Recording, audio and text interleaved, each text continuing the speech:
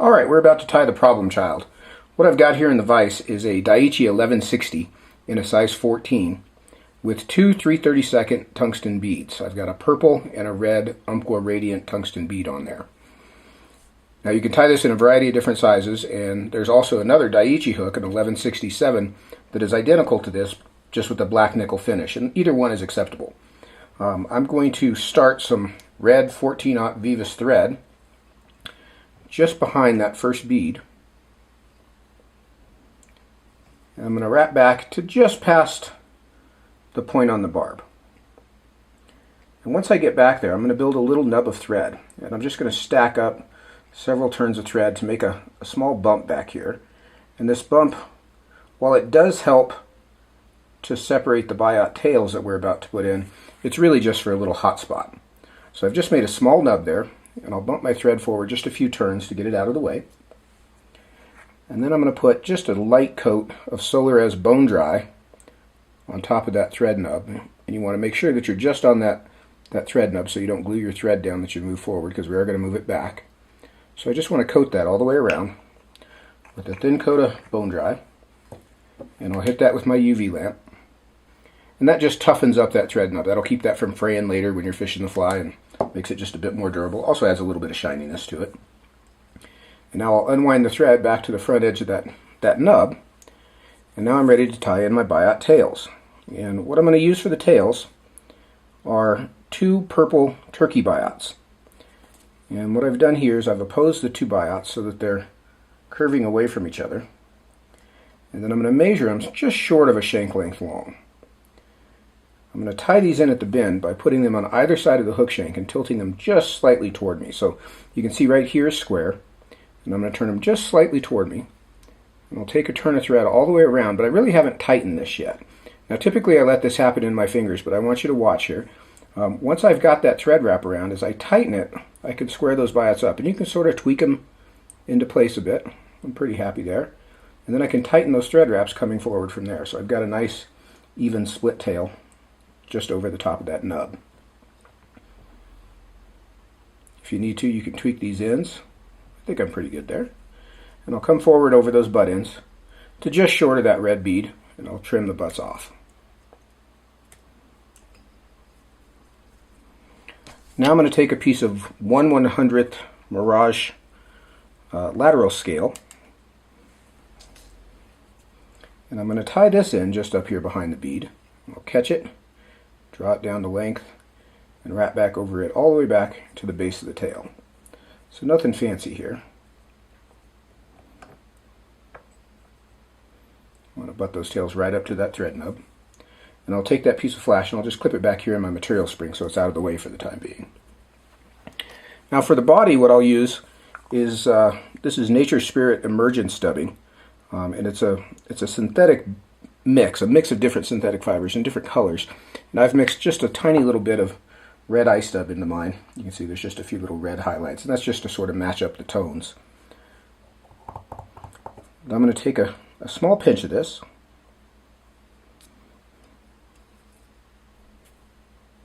and I'm going to apply this to the thread as tightly as I can to build a tapered abdomen. I need just a bit more here.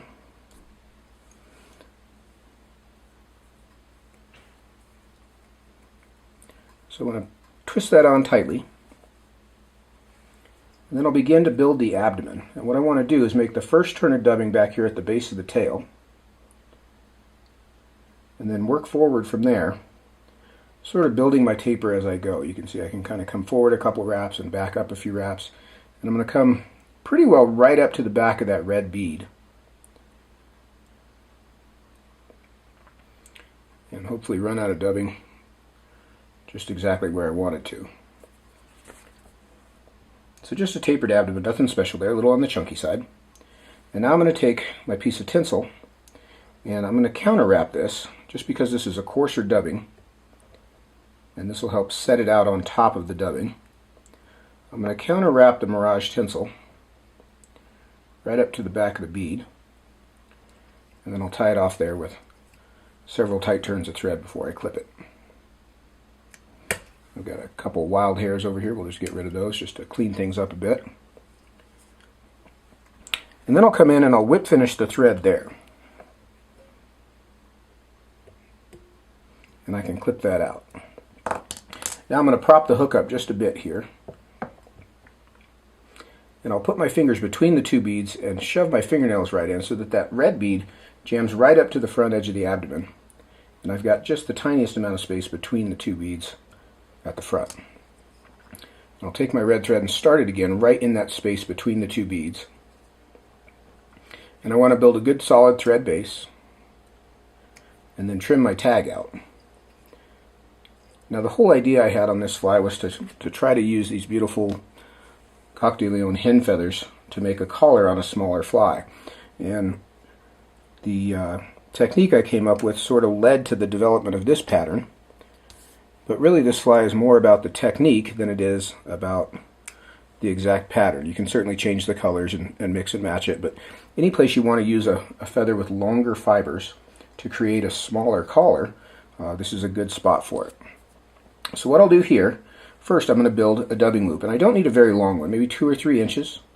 I'll bring the thread back up between the two beads, cross it over the two legs, and cinch it down. And then I take one of the legs and I'll put it in my material spring. That just keeps the dubbing whirl from twisting my thread and my dubbing loop together while I'm trying to place the hackle fibers.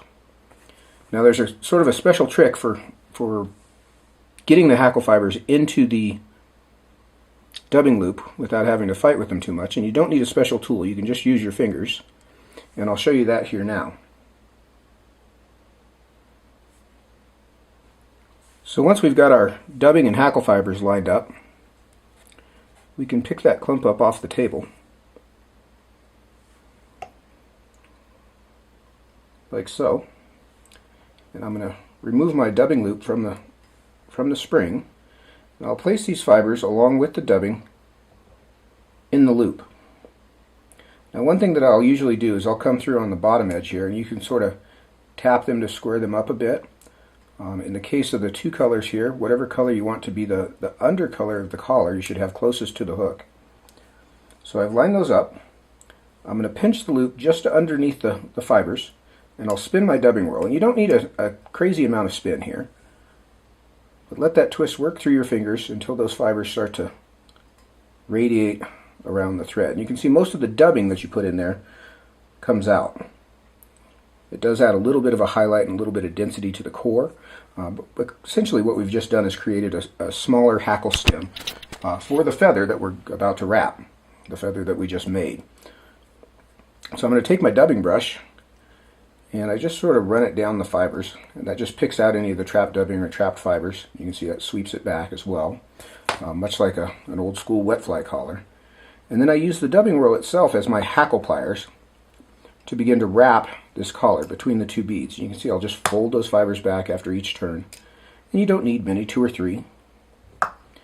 You can see those barbs come just past the point on the barb, and then I'll tie the loop off. And you can see very often it will spin like that as you tighten it down, and that's the twisted thread sort of creeping down inside the recess in the front bead. I'll trim the loop out, just make a few turns there to anchor that in place, and you can see the beauty of that technique, creating that smaller collar with a bigger feather. We've got a 2-color collar with a little bit of highlighted dubbing in there, and you could certainly use a different colored dubbing. To finish the fly off, we're going to add 2 little horns, and this is the same turkey biots that we used for the tail. So I'm going to take 2 purple biots, and the first one I'm going to tie in on the far side, and I tie these flat. The tip is going to come just short of the base of the tail. I'm going to lay it in along the far side of the hook and catch it with a couple of turns.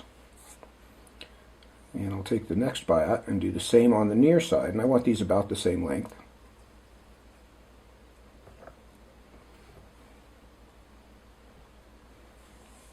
Like so.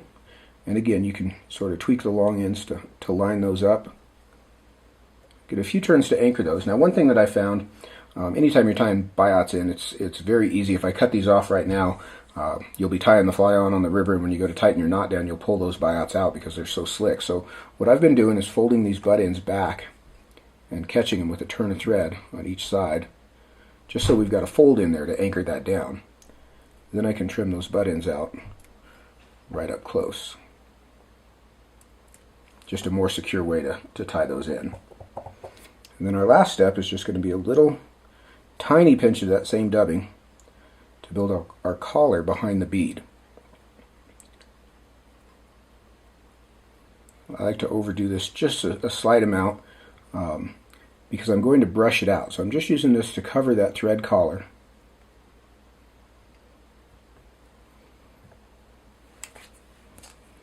And I'll whip finish my thread and let it slide off the back edge of that purple bead and tuck in underneath